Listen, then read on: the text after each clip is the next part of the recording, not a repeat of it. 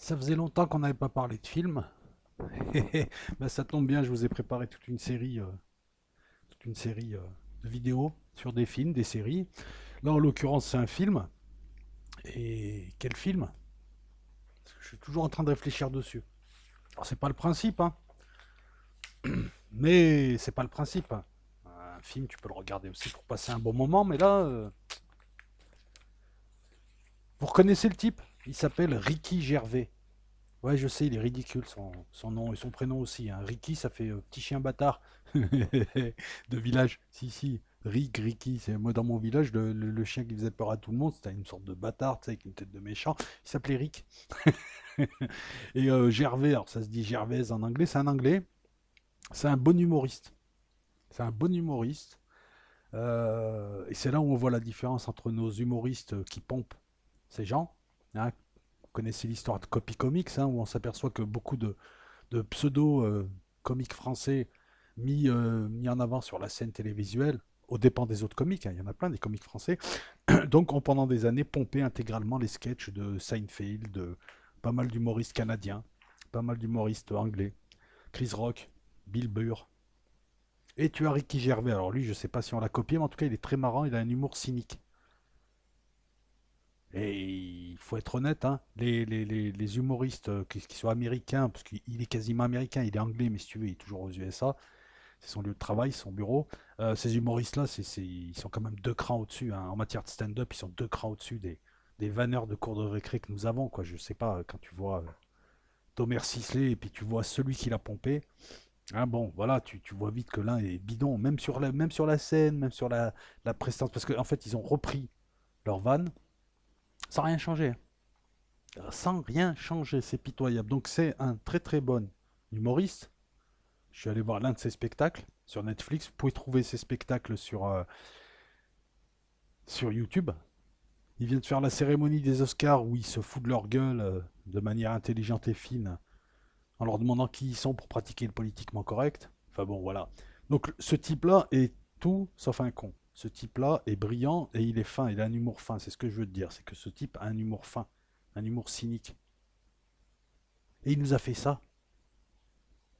Et j'ai toujours pas la réponse. Est-ce que ce film comporte plusieurs degrés ou est-ce qu'il est aussi épais qu'une feuille OCB? Et ça démarre mal en plus. Non, parce qu'on a. Eh oui, tu as le film, tu as ce que voulait faire le type. Tu as commencé à jouer, tu as le film, et tu as la version française, putain. Non, mais franchement, c'est grave, regarde, c'est très simple. On va pas te la faire.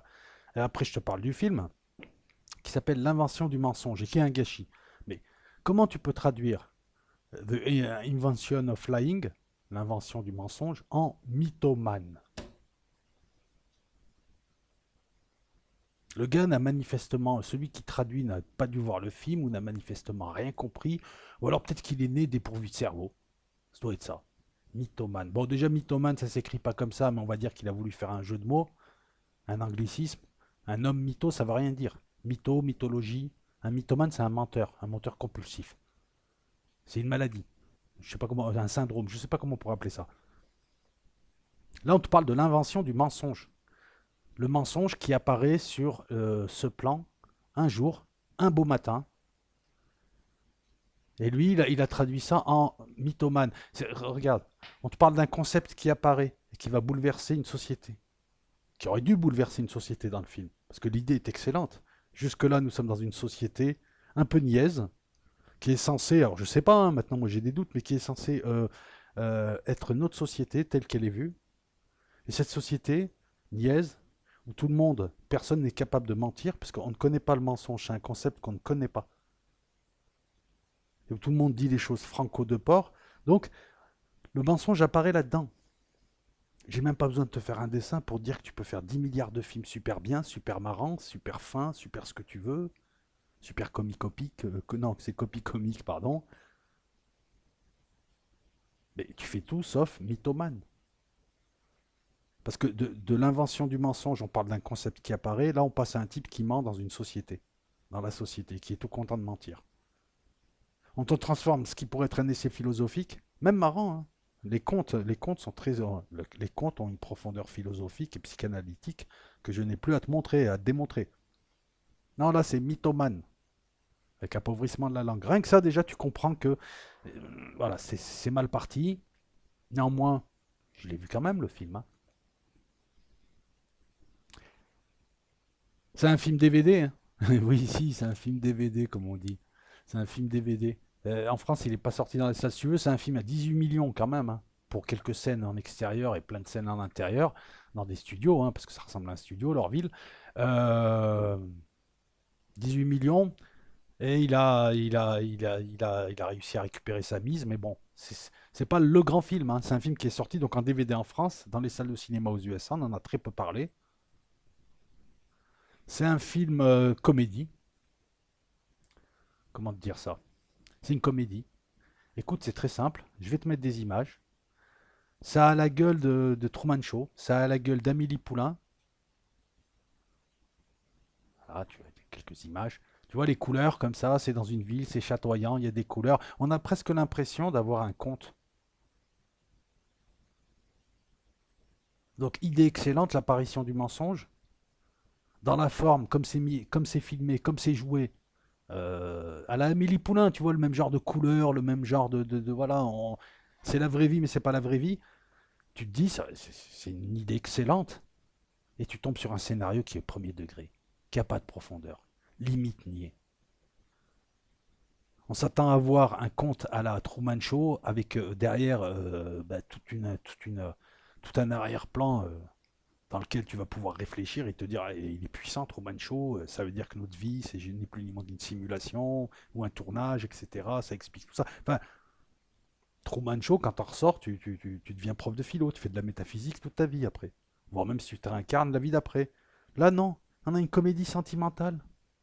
Ça ressemble aussi aux comédies sentimentales des années 50, mais vraiment, tu sais, c'est juste pour divertir la ménagère. Tu sais, ces comédies avec des couleurs où tout le monde est gentil, où il n'y a pas de violence, et où à la fin, de toute façon, ça se finit toujours en histoire d'amour à deux balles, parce que c'est décidé, parce que c'est comme ça, parce qu'il faut toujours appareiller les choses, sinon, tu comprends, il n'y a pas d'harmonie, hein. Il faut toujours appareiller les choses, même quand elles ne s'appareillent pas. Donc il faut toujours mettre un couple. Bon, maintenant on dit plus un homme et une femme, on dit un homme ou toutes les possibilités avec une femme ou toutes les possibilités. Voilà, je vais le dire comme ça je vexerai personne. Comédie romantique bien niaise, dans sa forme et dans son fond. Comédie classique des années 50 et jouée comme telle. Et tout le long du film, j'ai cherché des indices pour voir si le type se foutait de notre gueule ou pas, s'il y avait un deuxième degré, s'il n'y en avait pas. Alors oui, tu vas bon, en trouver du deuxième degré. C'est un monde de conformisme. C'est un monde hyper conformiste avec des gens conformistes qui ne vivent pas, qui reproduisent, qui sont là, personne ne ment à personne, c'est une petite ville, c'est la petite ville américaine, enfin tu sais pas trop, mais c'est censé être notre monde où les gens chaque jour jouent leur rôle. Alors le fameux Ricky là, qui est petit rondouillard avec un nez rond, comme lui dit la nana qui est à côté, qui se prend pour Miss Monde et qui, bon, hein, ben non, parce qu'elle veut pas d'enfant avec lui. Elle veut sortir avec lui, elle veut qu'il lui paye le resto, elle veut tout, mais pas d'enfant avec lui parce que génétiquement ça va pas donner quelque chose de bien. Bon, elle se prend pour Miss Monde, c'est pas non plus Miss Monde aussi, hein. Je veux dire, génétiquement il y aura des choses à dire. Ça c'est moi qui rajoute ça. Non, non, mais si. Mais parce que des fois tu oublies que tu es dans une comédie, c'est tellement premier degré que tu te mets à premier degré et tu te rappelles pas que c'est un scénario, qu'elle doit jouer un rôle cette fille. Attends, j'ignore le nom et je m'en fous un petit peu. Non, moi je m'attendais à un Édouard aux mains d'argent, à un Amélie Poulain, à quelque chose tu sais, qui te fasse un peu rêver. Non, même pas, il n'y a même pas la dimension du rêve. Tu sais, ces comédies des années 50, je reviens encore sur ces comédies, mais c'est quand même ça la référence, en tout cas pour ce film. Ces comédies qui te laissaient quand même. Ouais, tu rêvassais un peu, enfin tu rêvassais. Attends, qu'est-ce qu'il y avait comme comédie, petit? Petit, nous on avait que trois chaînes de télé, hein, donc le soir, quand tu avais fini ton bouquin et tu pouvais pas dormir, t'avais pas grand choix, t'avais pas Netflix et t'avais My Fair Lady, voilà, ce genre de comédie, My Fair Lady, tout ça. Et là, non.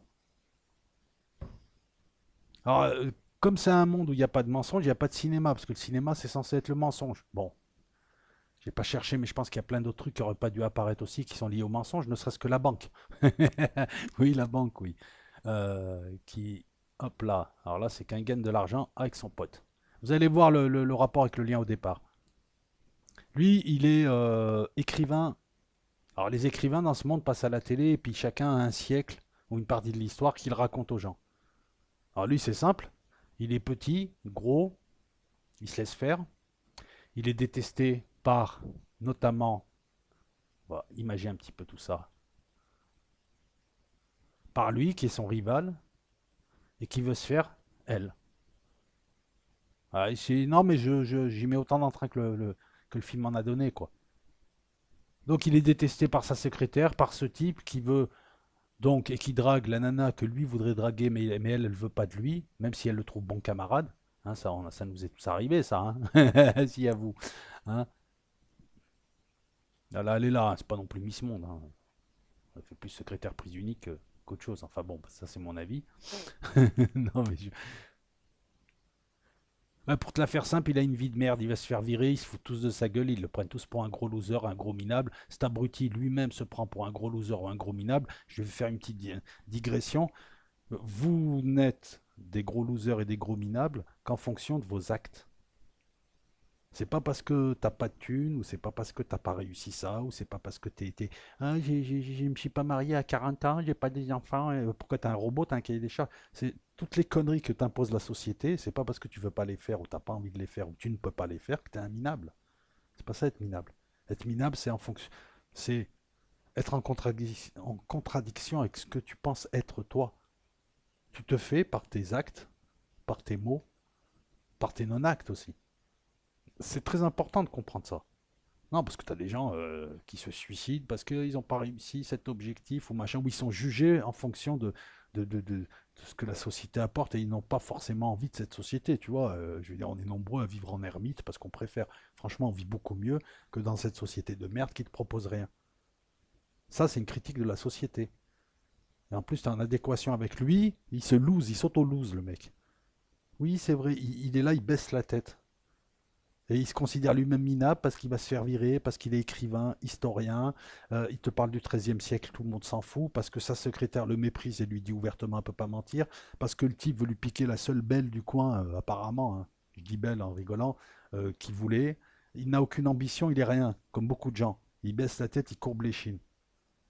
Alors qu'à la base, il est pas plus minable que moi et toi, c'est juste qu'il est il est au mauvais endroit, c'est tout. Et l'endroit ne lui convient pas. C'est beaucoup plus ça.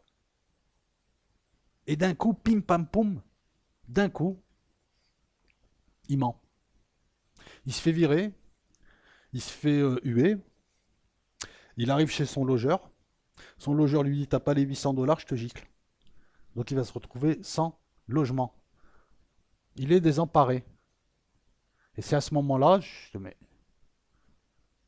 il est devant la banque, il rentre dans la banque, il va voir combien il est sur son compte, il n'a que 300 $ sur son compte, il y a un bug informatique. Là, guichetière lui demande combien il a sur son compte. Et oui, on est dans un monde où on ment pas. Donc elle lui dit les ordinateurs ne marchent pas, on va faire vite, dites-moi ce que vous avez, je vous le donne. Est-ce que vous voulez prendre et je vous le donne. Et là, d'un coup, du plus profond de sa gorge, je vous la filme pas, enfin je vous montre pas l'image, hein, apparaît un mensonge, il dit j'ai 800 $, je veux les retirer. C'est la première fois qu'on mentait dans ce monde. Et là, n'importe quel scénariste écrira 50 histoires surpuissantes. Ça peut être des histoires d'intello, ça peut être voilà métaphysique, l'apparition du mensonge, le plan, le concept, qu'est-ce que le mensonge, etc., etc. Qu'est-ce qu'il va en faire. C'est là où c'est un film de merde, et c'est là où j'ai dit non, il n'y a pas de second degré. Ce type qui se prend pour un loser, parce qu'il est dans une société de merde qui fabrique des losers, parce qu'elle t'impose des normes, et si tu respectes pas ces normes, tu es considéré comme un loser par les cons. Il a pas de voiture, c'est pas beau ton appartement. Voilà, c'est les mêmes, tu vois, c'est les mêmes gros blaireaux, tu sais, qui sont entièrement dans la norme, ils appartiennent à la société comme des meubles appartiennent à un logement meublé, tu vois, ils n'ont pas d'âme, ces gens-là, on les calcule pas, c'est pour ça on est beaucoup à se retirer du monde et à fréquenter des gens intéressants et pas le décor, quoi, pas des gens qui jugent les autres. Alors, euh, à l'aune du matériel, il n'y a pas plus minable que ça, des gens, ces gens-là, d'habitude tu les croises dans le bus, mais tu les calcules pas. Ben non, l'autre c'est mythomane. Il a décidé, en fait, il est face à une société qui l'opprime d'une certaine manière, qui se sert des humains au lieu de servir les humains, qui les déprécie sur des standards complètement stupides, standards matériels notamment. Ce type a un pouvoir sur cette société, le pouvoir de passer par les backdoors, comme on dit, par les portes dérobées, en mentant, tu as un pouvoir par rapport à eux qui ne peuvent pas mentir. Et il va s'en servir pour faire quoi? Pour faire de l'argent un peu? Aider un pote, ça c'est la Libye altruiste. Et conquérir une conne qui lui dit qu'il est trop gros, que c'est un petit gros avec un néron et qu'elle a pas envie de faire d'enfant avec un petit gros avec un néron. Alors même Miss Monde, elle te dit ça, tu restes pas avec elle, c'est qu'elle te méprise. Non, lui, il essaye et réussit à se la faire. C'est ça qui est stupéfiant. C'est qu'on a une sorte de conte, en fait. On a une sorte de conte conformiste, tu vois, là, le mariage, il va à l'église, il va dire ce qu'il en pense à la fille et au type, à son rival, qui sont en train de se marier, il ne se marie pas, etc. etc. Donc le but pour lui, ben c'est ça l'histoire. C'était un gros loser, d'après la société. Il avait rien pour lui. Un jour, c'est comme un conte. Un jour, quelque chose lui donne un pouvoir et il s'en sert pour faire quoi? Pour conforter cette société conformiste qui crée des losers comme lui. Il est subversif, il n'est pas transgressif. Au lieu d'en profiter pour changer la société et peut-être réhabiliter les gens, c'est pas parce que t'as pas un taf ou t'as pas ci que t'es un minable, hein. Ben non. Lui, il devient écrivain à succès, écrivain auditeur à la télé avec succès, il récupère la nana et à la fin il a un petit qui lui peut mentir alors que la femme ne ment pas et qu'elle n'est même pas capable de cuisiner un plat. Ça aussi c'est assez marrant. Tout ça sous un décor, sous des lumières, sous vos applaudissements comme dirait Jacques Martin, d'une comédie des années 50 avec les happy end. Quelques pseudo-traits d'humour décalés, mais qui font rire que les gosses de 8 ans, genre, bah, il invente le mensonge. Donc ensuite, il va aller voir sa mère mourante et il lui dit non, t'inquiète pas, quand tu vas mourir, tu seras avec papa, vous danserez, tu seras jeune, tu n'auras pas mal, tout le monde écoute. À la sortie de l'hôpital, tout le monde veut voir le monsieur qui dit qu'après la mort, il y a quelque chose. Il en profite, lui, pour écrire sur des tables de loi, c'est des pizzas, hein. En fait, c'est des emballages de pizza ce qu'il sait, il sort et tu as, tu sais, les fameuses scènes américaines où tu as la communion de tout le public, ils sont tous là à attendre un type, ils sont tous là. Tu vois une grosse, un black, un unijambiste, un chinois, deux blondes, un flic, voilà. Et il écoute et lui, il arrive, voilà, tout ce qui se fait sur Terre est supervisé par le monsieur qui est dans le ciel. Voilà, c'est censé nous faire rire, ce décalage humoristique. Je crois que c'est le seul moment où ils essayent quelque chose. Même eux, ils ont dû comprendre, en tout cas ceux qui ont fait le film, que c'était pas très marrant. Où est le deuxième degré? Où est la philosophie de ce conte, qui se présente comme tel d'ailleurs? C'est ni plus ni moins qu'un type qui triche et qui double tout le monde dans une société de merde, en fait, hyper conformiste. Et lui, il s'y conforte. Cette société qui l'opprimait, qui a failli le rendre SDF, qui le minabilisait, ouais, j'ai inventé le terme, eh ben lui, c'est un maso. Ils sont contentes. Il veut juste être. En fait, il veut régner en enfer. Ce qui l'intéresse, c'est régner en enfer. Avoir un gros manoir. En plus, c'est le summum. En plus, dans ces films-là, eh ben, on te montre un petit peu la vision de la réussite qu'ont beaucoup d'humains à deux balles aussi. Une belle maison, une belle femme, un enfant, une voiture. Putain, la loose. Ça, c'est la loose, par contre. Quand on en est à te créer des normes et des faux rêves matérialistes de pauvres et qu'on ne te donne pas l'occasion d'avoir tes propres rêves, ça, c'est la loose. Quand tu crois que le rêve, c'est de gagner au loto pour avoir une grande maison avec une piscine, je suis désolé de te le dire. Gars, l'argent fait le bonheur puisqu'il te permet, l'argent est un outil qui te permet, je sais pas, de voyager, de panne d'étoiles, de croiser des gens intéressants. Voilà, l'argent, on est obligé d'en avoir. Mais si ton rêve, c'est ça, tu critiques parce il y a beaucoup de gens qui sont comme ça, ils critiquent la société, mais dès que cette société leur donne 3 dollars, 3 dinars, les mecs, ils l'adorent. C'est peut-être ça la morale de ce film. Donc oui, le film il est agréable à regarder parce qu'il est facile, il est léger, t'as même pas tué, tu peux poser ton cerveau à la consigne et puis y aller, hein, aller le voir. Mais oh ben Dieu. Et puis on a les archétypes, hein, tu as on a les archétypes, le patron faible, les ennemis perfides, la princesse à conquérir. Alors je dis princesse entre guillemets parce que je te dis c'est pas non plus, voilà, c'est une fille normale quoi. Enfin je sais pas, j'ai pas dit qu'elle était laide, mais bon voilà, de là à ce qu'elle joue l'exigeante. Le bon ami sympa que tu vois là en robe de chambre qui était un peu concon et que lui va le voir parce qu'on le retrouve à la fin le bon ami il est destiné à rester tout le temps avec toi, il a pas de vie, il a pas de famille, il a pas de meuf, il a pas d'enfant, il est toujours avec toi, il vit chez toi avec ton couple. C'est un petit peu ce qu'on voit ici quoi. Euh, Bah en fait le héros est un médiocre quoi. Il rêvait juste de devenir un petit bourgeois, c'était un petit bourgeois fauché, il est devenu petit bourgeois complet. Et tu t'imagines, on te donne un pouvoir T'en fais ça? Pourquoi est-ce que c'est lui qui ment? C'est ça les bonnes questions. Et pourquoi on lui a donné à lui pour qu'il en fasse quelque chose? Qu'est-ce qu'il en a fait? Rien. Il avait le pouvoir de changer les choses. Bah, il a changé ce pouvoir en fait. Pour le transformer en une carte joker. Et tout le long du film, tu ne vois pas le début du quart d'une piste pour te dire non, c'est du second degré, il faut réfléchir comme je viens de te parler. Non, non. Jusqu'au bout. C'est une comédie à une dimension.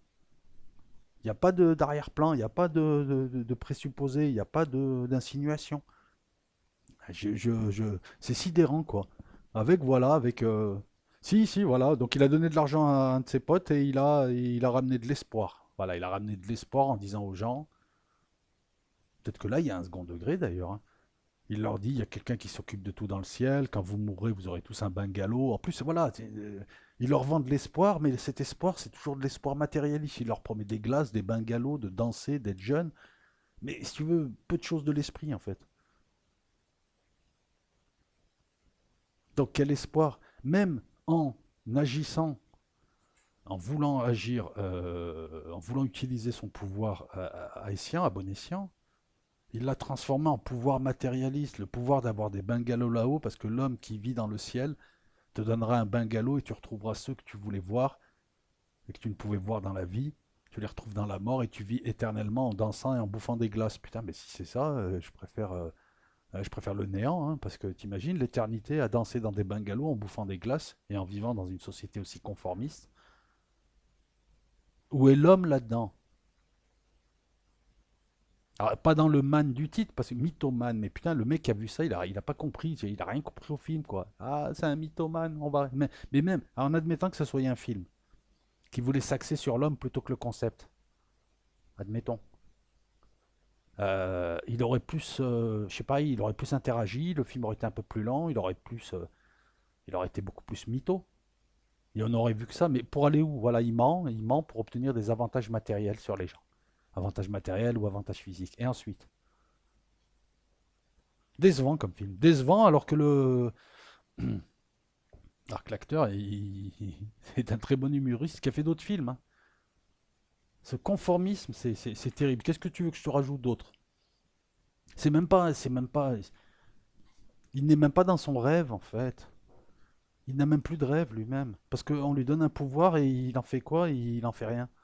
Si, il améliore sa condition. C'est tout. Je veux dire, il trouvait un emploi mieux rémunéré que c'était pareil. Est-ce que c'est une satire qui cache bien son jeu ou est-ce que c'est une comédie super niaise avec des acteurs qui, bon, ils sont là. De toute façon, on peut même pas dire ils jouent bien, ils jouent mal parce qu'ils sont anglais. Ils existent même pas, hein. C'est une comédie. Non, non, ils sortent pas du lot, quoi. Oui, alors en cherchant bien, oui, bah, on va trouver les personnages archétypaux. Donc le patron faible, les perfides, la princesse, dans un monde naïf qui représente notre monde. Oui, oui, non, mais ça, à la limite, j'ai envie de dire que c'est l'ombre du film. Ça, c'est pas c'est pas de l'analyse. Et puis de toute façon, même cette satire comme elle est présentée, elle est pourrie. Elle est plate, elle est au premier degré.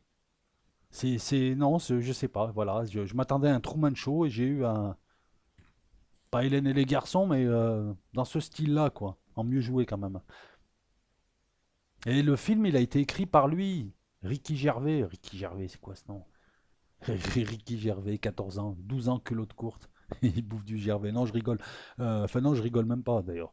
Mais il peut pas écrire ça comme ça. C'est un type trop cynique. C'est un type trop intelligent et trop fin pour écrire ça comme ça. Donc, je sais pas ce qu'il a voulu montrer, mais d'habitude, tu sais, t'as une petite piste, un petit truc qui te montre bien. Dans Truman Show, à la fin, il se rend compte de la supercherie. Je veux dire, on se rend vite compte que derrière cette satire, il y a quelque chose de plus profond. Là, on ne sait pas, hein. On ne sait pas, hein. Ouais, c'est rigolo, c'est rigolo. Je dirais pas que ça vaut les films de merde qu'on nous passe en ce moment, tu sais, les Avengers, toutes ces conneries qui sont là. En fait, tous ces films-là qui sont là pour nous faire agréer le cadre dans lequel on vit, c'est-à-dire la société dans laquelle on vit, et pour nous faire croire qu'on peut pas changer le cadre, mais qu'on peut changer que l'intérieur du cadre, ce qui est pas vrai. Déjà, ce cadre, il est apparu, on peut le casser, on peut créer un autre cadre.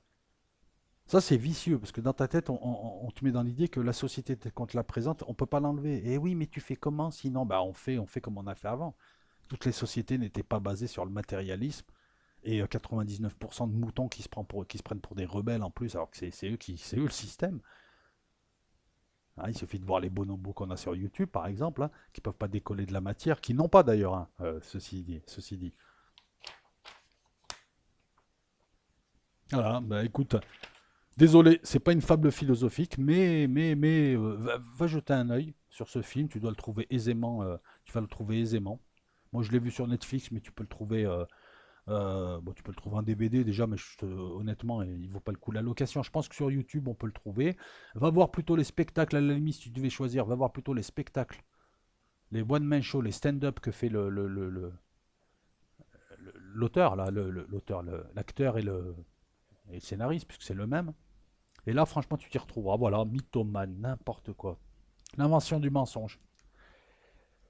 Commentaire préapprouvé. Alors, cette chaîne, je n'y vais sur Ozymandias, je n'y vais que 2 ou 3 fois par semaine.